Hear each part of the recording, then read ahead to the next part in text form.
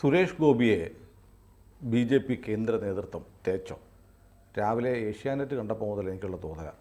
അബ്ജോദ് പറയുന്നു സുരേഷ് ഗോപി ഭയങ്കര ക്ഷോഭത്തിലാണ്, ചിലപ്പോൾ രാജിവെച്ചേക്കും എന്നൊക്കെ പറയുന്നു. ആര് പറഞ്ഞു എന്ന് ചോദിച്ചാൽ സുരേഷ് ഗോപിയോട് അടുത്ത വൃത്തങ്ങൾ പറയുന്നു എന്നാണ്. ഇപ്പോൾ കേരള നേതാക്കൾ കണ്ടിട്ട് കടുങ്കൈ ഒന്നും ചെയ്യരുത് എന്ന് പറയാൻ വേണ്ടി സുരേഷ് ഗോപിയെ കാണാനായിട്ട് ഹോട്ടലിൽ നിൽക്കുന്നു എന്നൊക്കെ വാർത്തയും വരുന്നുണ്ട്. യഥാർത്ഥത്തിൽ എന്താ സംഭവിച്ചത്? ഒരു ചുക്കും സംഭവിച്ചിട്ടില്ല. പച്ചക്കള്ളമാണ്.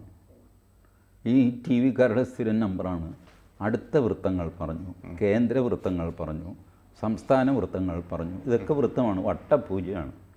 ഇതൊക്കെ ഇവർ സങ്കല്പിച്ചുണ്ടാക്കുന്ന കുറേ സാധനങ്ങൾ. ഇതിങ്ങനെ അങ്ങ് ചെയ്താലും വാർത്ത വേണ്ടേ?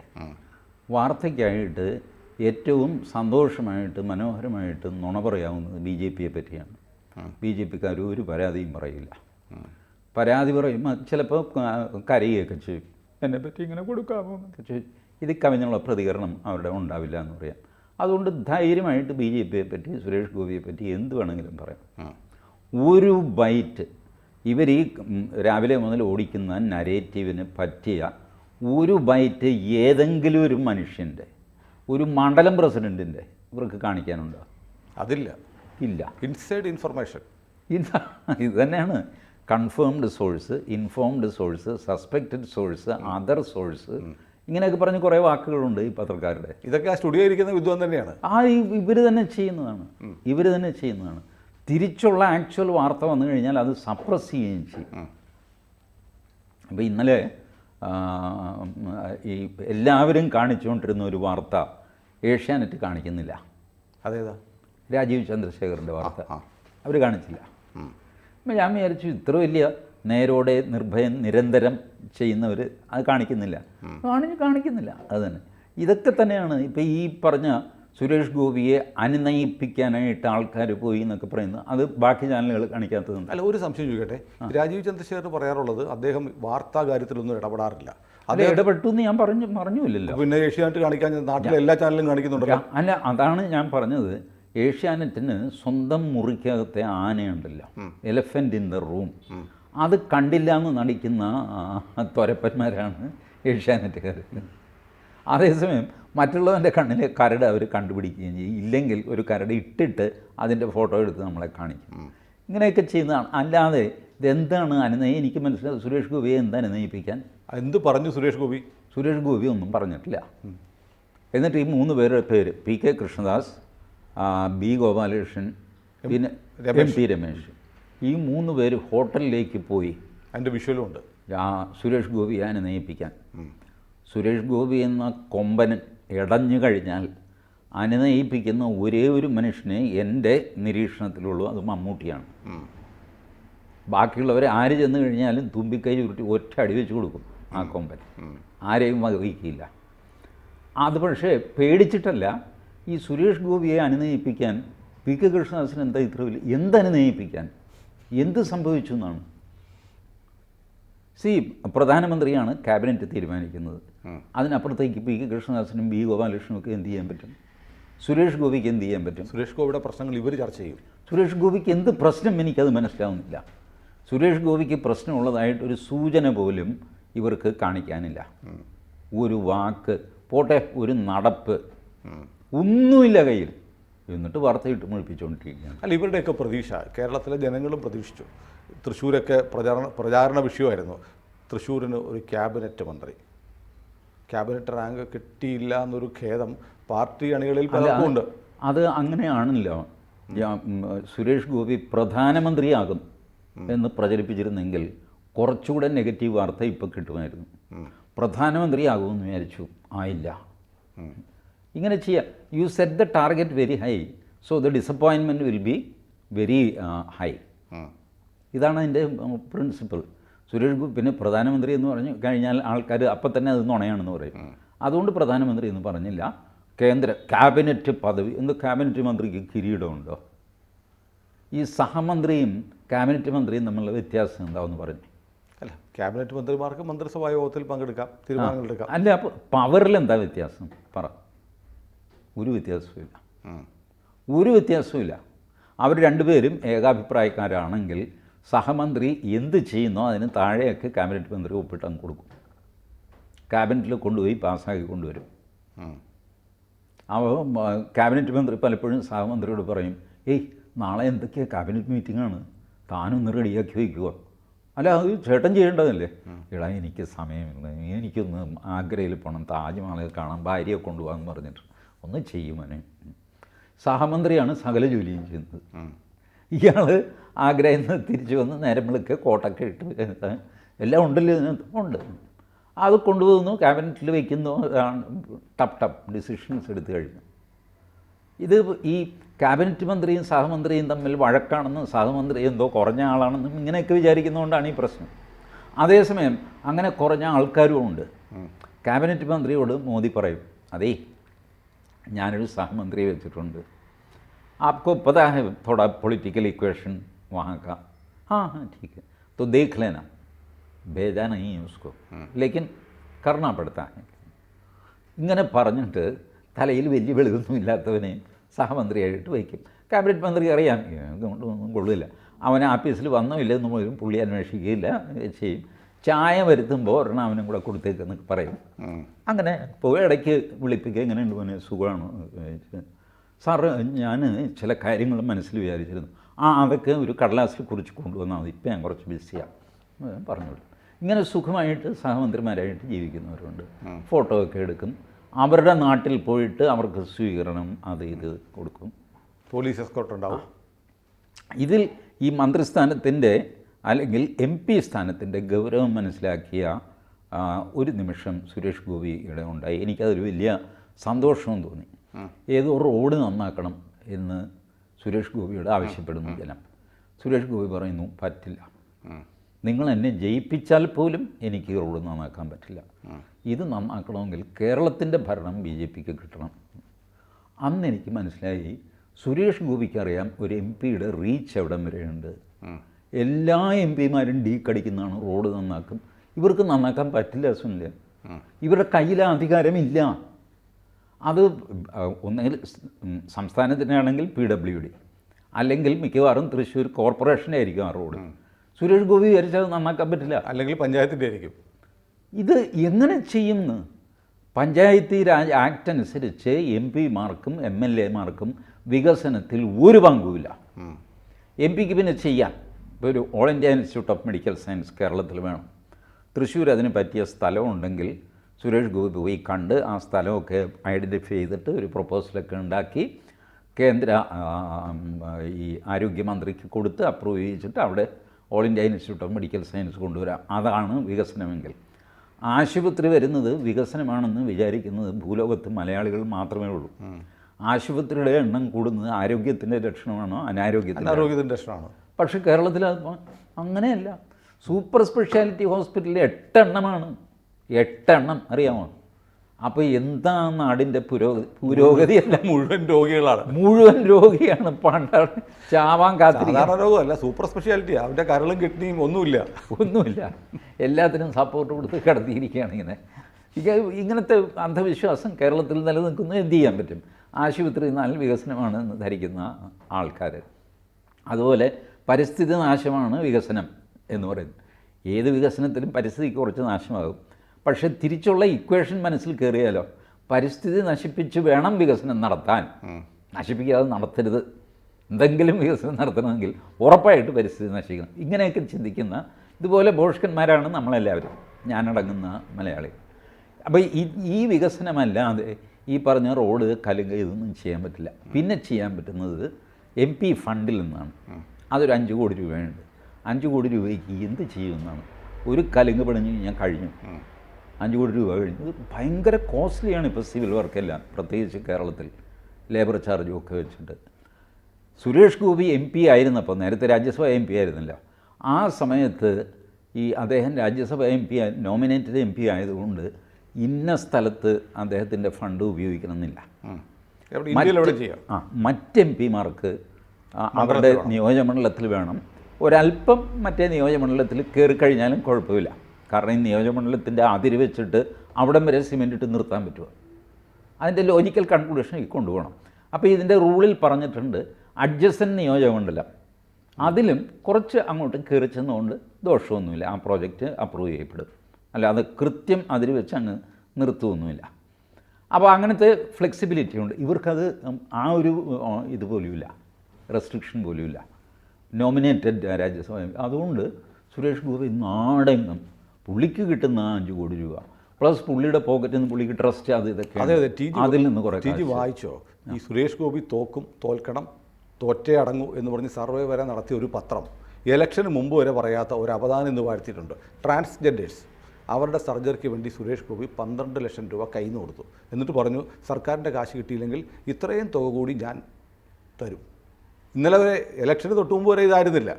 അപ്പം അങ്ങനെ ടോൺ മാറ്റിയ ആളുകൾ തന്നെയാണ് അടുത്ത കഥകളുമായിട്ട് വരുന്നത്. കേരള മാധ്യമങ്ങൾ സുരേഷ് ഗോപിയോട് ചെയ്ത ദ്രോഹം വാസ്തവത്തിൽ അത് ഈ തിയറി ഓഫ് കർമ്മ സത്യമാണെങ്കിൽ ഇവരെ എല്ലാം ഈ കർമ്മം തിരിച്ചടിക്കും. ഇവരുടെ ജീവിതം ഇതുകൊണ്ടൊന്നും തീർന്നിട്ടില്ല. ഇത്ര വലിയ ദ്രോഹം ചരിത്രത്തിൽ ഒരു സ്ഥാനാർത്ഥിയോടും ആരും ചെയ്തിട്ടില്ല. ആ രീതിയിൽ പൂട്ടാൻ നോക്കി. ഈ ഏഷ്യാനെറ്റ് നമ്മുടെ ഇതുണ്ടല്ലോ സെറ്റ് ഓഫ് ബോക്സ്, അതിൻ്റെ നമ്പേഴ്സ് വെച്ച് നോക്കിക്കഴിഞ്ഞാൽ 121 ഏഷ്യാനെറ്റ് മുതൽ 128 ജനമൊഴിച്ചാൽ ബാക്കി സകല ചാനലും ചേർന്ന് ഈ മനുഷ്യനെതിരെ നടത്തിയ കുപ്രചരണം, അസത്യപ്രചരണം, അസഭ്യപ്രചരണം, എന്തെല്ലാം തെറിയും തെമ്മാടിത്തരവും, അതുകൂടാതെ സോഷ്യൽ മീഡിയയിൽ ചീത്തവിളി, ഇതൊക്കെ ഒരു മനുഷ്യനോട് ചെയ്തുകൂടാത്ത മഹാപാപമാണ്. I don't know whether there is a universal law of karma. I don't know, really I don't know. But if it is there, definitely these people will suffer one day. I am telling, they will suffer. പക്ഷേ ഇത് ചെയ്തുകൂടാത്ത കാര്യമാണ്. ഇതിന് ഒരു വാർത്ത കൊടുത്ത് പരിഹാരമാകും എന്ന് മനോരമ തമ്പുരാക്കന്മാർ വിചാരിക്കരുത്. ഇതിന് മേലെ ഒരു തമ്പുരാനിരിപ്പുണ്ട്. മനോരമക്കാരോട് എനിക്ക് പറയാനുള്ളത് അത്രയുമാണ്. നിങ്ങളുടെ പത്രത്തിൻ്റെ ഒരു സിമ്പലുണ്ട്. ആ സിമ്പലിൽ എഴുതി വെച്ചിരിക്കുന്നൊരു സാധനമുണ്ട്. തറവാടിയായിരുന്നു പണ്ട് മാമൻ മാപ്പിളയൊക്കെ എഴുതിയത്. ധർമ്മോസ്മത് കുലദൈവതം. നിങ്ങളുടെ കുലദൈവത ധർമ്മമാണ്. ആ ധർമ്മത്തിന് കീഴിലാണോ നിങ്ങൾ എന്നൊന്ന് ആലോചിച്ചാൽ കൊള്ളാം. ആ കുലദേവതയെ നഗ്നമായി അപമാനിക്കുന്ന പരിപാടിയാണ് മനോരമയും അവരുടെ ചാനലും കൂടെ ചെയ്തത്. ഇതിൽ കൂടുതൽ എന്ത് പറയണം ഞാൻ? മാതൃഭൂമി ഒട്ടും മോശമല്ല. മാതൃഭൂമി 1 സ്റ്റെപ്പ് ഹെഡാണ്. എന്ത് തെമ്മാടിത്തരവും ചെയ്യാൻ മടിയില്ലാത്ത ഒരു കൂട്ടം പത്രപ്രവർത്തകരുടെ സംഘമായിട്ട് മാതൃഭൂമി അധപ്പതിച്ചു. പണ്ടൊക്കെ മാതൃഭൂമി UN വീരേന്ദ്രകുമാർ ഉണ്ടായിരുന്ന കാലത്തും ഒരു കൗണ്ടർ വ്യൂ കൊടുക്കാൻ മാതൃഭൂമി തയ്യാറാകുമായിരുന്നു. അവരോട് സംസാരിച്ചാൽ സാധാരണ അവർ അവരുടെ നരേറ്റീവിൽ അങ്ങ് പോകും. But you speak to someone in the management, അതേ നിങ്ങൾ ഈ 1 സൈഡായിട്ട് പോകുന്നത് ശരിയല്ല, ഞങ്ങൾക്കും ചിലത് പറയാൻ, അത് എഴുതി തന്നേക്കെന്ന് പറയും. അത് എഡിറ്റ് പേജിൽ ലേഖനമായിട്ട് തന്നെ അവർ കൊടുക്കും എതിരഭിപ്രായം. There was no problem. ഇപ്പോൾ അങ്ങനെയല്ല, കംപ്ലീറ്റ് ബ്ലാക്ക് ഔട്ടാണ്. എഡിറ്റ് പേജും ഇതിനു വേണ്ടി ഉപയോഗിക്കും. എഡിറ്റ് പേജ് ഇതിനു വേണ്ടി. മനോരമയും അങ്ങനെ തന്നെ. They will never care for the other opinion. They will not. എന്ന് മാത്രമല്ല, ഈ ഒപ്പീനിയൻ പറയുന്ന ആൾ ഏതെങ്കിലും കൊമ്പത്തെ ആളായിരിക്കണം. കൊമ്പത്താകണമെങ്കിൽ ഇടതുപക്ഷത്തിൻ്റെ ആളാവണം. So you will never become a കൊമ്പത്തെ ആൾ. അതുകൊണ്ട് നിങ്ങളുടെ അഭിപ്രായം കൊടുക്കേണ്ട കാര്യമേ ഇല്ല. മനസ്സിലാകുന്നുണ്ടോ? പുലിറ്റ്സർ പ്രൈസ് കിട്ടിയാലേ നിങ്ങളുടെ ലേഖനം പ്രസിദ്ധീകരിക്കുകയുള്ളൂ. പുലിറ്റ്സർ പ്രൈസ് ഞങ്ങൾ CPMകാർക്ക് കൊടുക്കുകയുള്ളൂ. പിന്നെ RSSകാരന് ഈ ജന്മൻ ലേഖനം പ്രസിദ്ധീകരിക്കാൻ പറ്റുമോ? ഇല്ല. This is the equation. They clever. They feel that നമ്മളൊക്കെ വെറും പൊട്ടന്മാരാണ്, ഇവർ കുറച്ച് പേര് മഹാബുദ്ധിമാന്മാർ, ആരും അറിയാത്തവർ എന്ന് പറഞ്ഞിട്ട്.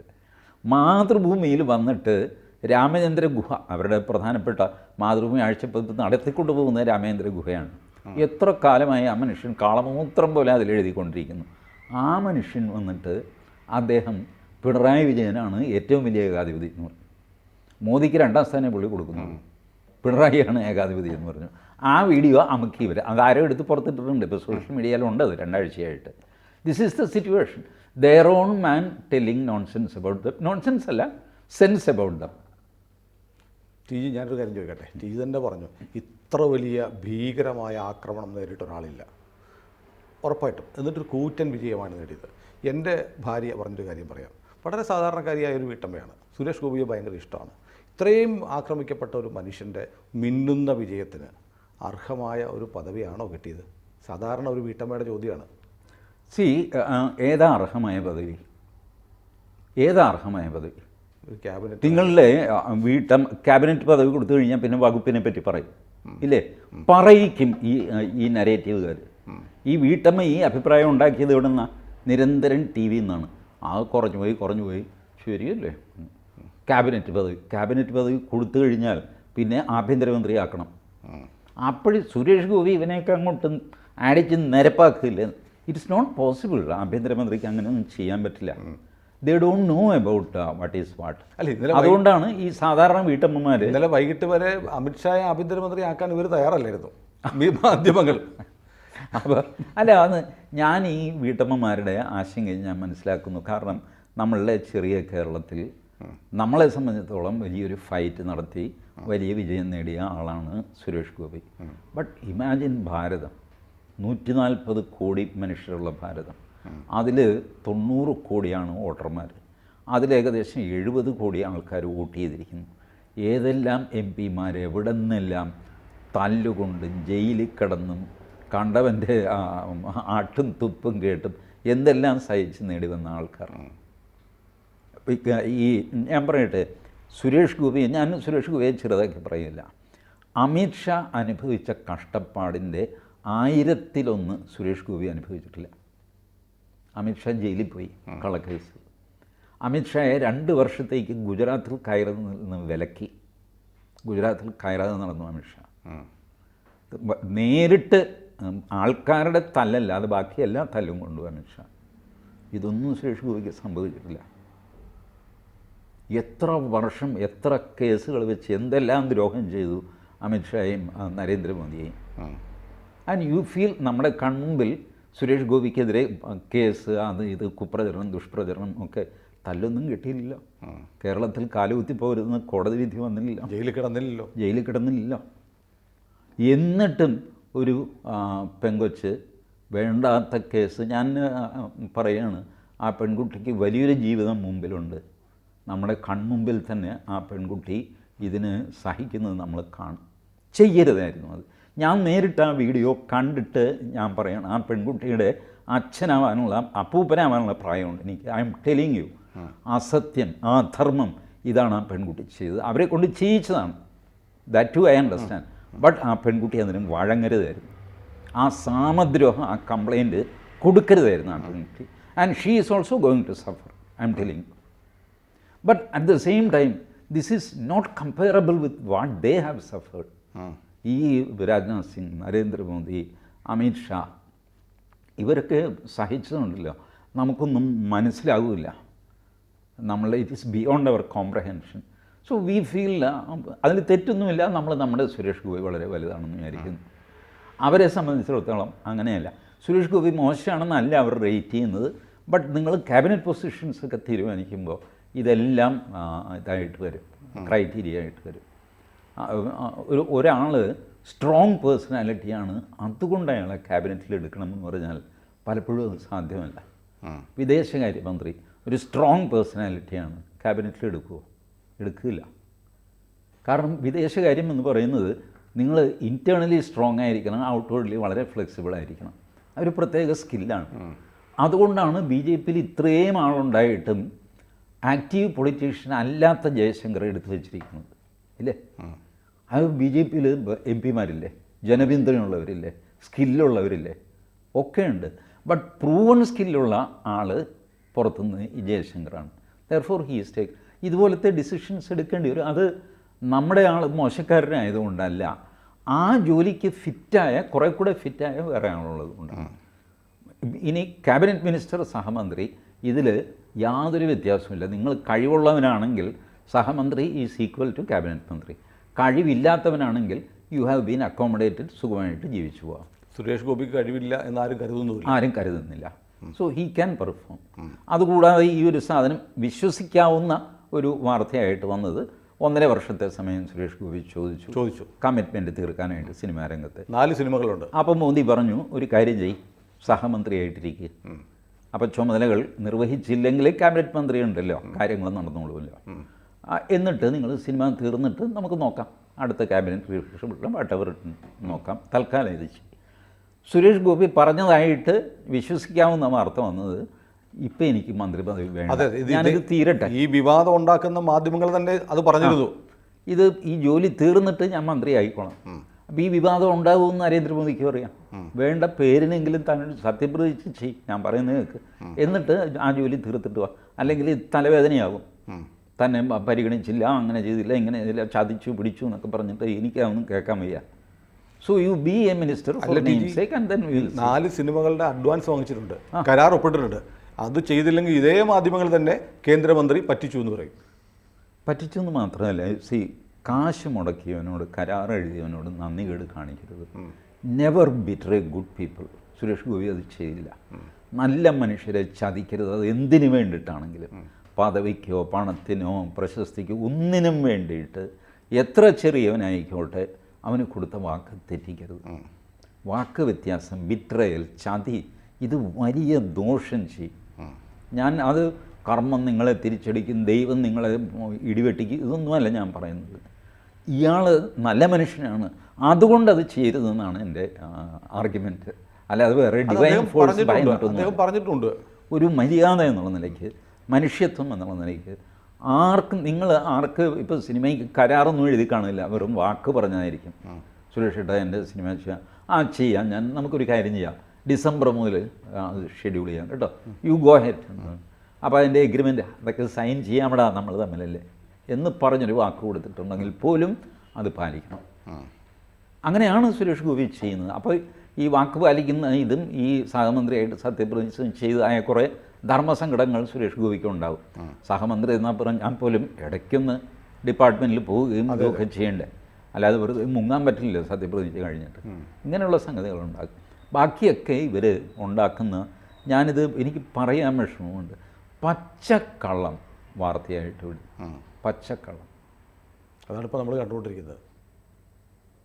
അത് ഇതൊക്കെ പറയാൻ പോയി കഴിഞ്ഞാൽ ഇതിൽ ഇൻവോൾവായിട്ടുള്ള ആൾക്കാരുടെ പേരും കൂടെ പറയേണ്ടി വരും. അതാണ് ഞാൻ പലപ്പോഴും ഈ തൊണ്ടയിലങ്ങ് പിടുത്തം വന്നു പോകുന്നത്. അതുകൊണ്ട് അത് പോട്ടെ, ചില കാര്യങ്ങൾ അങ്ങനെ പോട്ടെ. ഏതായാലും ആളുകൾക്ക് കുറേ പേർക്കെങ്കിലും കാര്യങ്ങൾ മനസ്സിലാവുന്നുണ്ട്. ഒന്ന് സൂക്ഷ്മമായിട്ട് നോക്കിയാൽ മതി, അജണ്ട മനസ്സിലാവും. ഞാൻ ഇത്രയേ പറയുന്നുള്ളൂ എൻ്റെ സോഷ്യൽ മീഡിയയിലെ സുഹൃത്തുക്കളോട്, നിങ്ങൾ ഈ വ്യാജ പ്രചാരണങ്ങളെ ചെറുക്കണം. നിങ്ങളാണ് ഇപ്പോൾ ഹീറോസ്. വാട്ടെവർ ഈ പറഞ്ഞ ഏഷ്യാനെറ്റ് ഇവരെ കാണിച്ചുകൊണ്ടിരിക്കുന്നതൊന്നുമല്ല. നിങ്ങൾ സോഷ്യൽ മീഡിയയിൽ ഇടുന്ന പോസ്റ്റുകൾ, നിങ്ങളുടെ അഭിപ്രായങ്ങൾ, നിങ്ങളിടുന്ന ചിത്രങ്ങൾ, ഇതുകൊണ്ട് ഈ നരേറ്റീവ് പൊളിച്ചെടുക്കാൻ നിങ്ങൾക്ക് പറ്റും നിമിഷ നേരം കൊണ്ട്. ഇവരെക്കാളൊക്കെ വ്യൂവർഷിപ്പ് നിങ്ങൾക്കുണ്ട്. സുരേഷ് ഗോപിയെ സ്നേഹിക്കുന്നവർ അതാണ് ഇപ്പോൾ ചെയ്യേണ്ടത്. സുരേഷ് ഗോപിയെ മാത്രമല്ല, രാജ്യത്തെ സ്നേഹിക്കുന്നവർ. ഇതൊക്കെ all these things reduce to ഒരു ആൻറ്റി ഇന്ത്യ ഫീലിംഗ് അല്ലേ? ഇതിൻ്റെയൊക്കെ ഉള്ളിൽ ഇവരെ പ്രചോദിപ്പിക്കുന്ന ഘടകം എന്താ?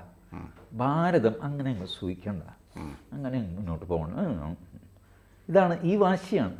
അതിൽ നിന്നാണ് അത് സുരേഷ് ഗോപിയിലേക്ക്, ജോർജ് കുര്യനിലേക്ക്, മോദിയിലേക്ക് ഒക്കെ പകരുന്നത്. ഒരു പകർന്നാട്ടമാണ്. Basic core is there hate towards Bharat. So ഇത് സോഷ്യൽ മീഡിയ മനസ്സിലാക്കിയിട്ട് അവർ കണ്ടിന്യൂസ് ആയിട്ട് കൗണ്ടർ നരേറ്റീവ് ഉണ്ടാക്കി കഴിഞ്ഞാൽ ഈ പരിപാടി പൊളിഞ്ഞു പോകും മണിക്കൂറുകൾക്കുള്ളിൽ. പക്ഷെ അതിന് അധികം ആയുസില്ല, അതിപ്പോൾ ഇന്ന് തന്നെ കഴിയും. കൂടുതൽ വാർത്തകളും വിശേഷങ്ങളും നിങ്ങളിലേക്ക് എത്താൻ ABC മലയാളം സബ്സ്ക്രൈബ് ചെയ്യുക, ബെൽ ബട്ടണും അമർത്തുക.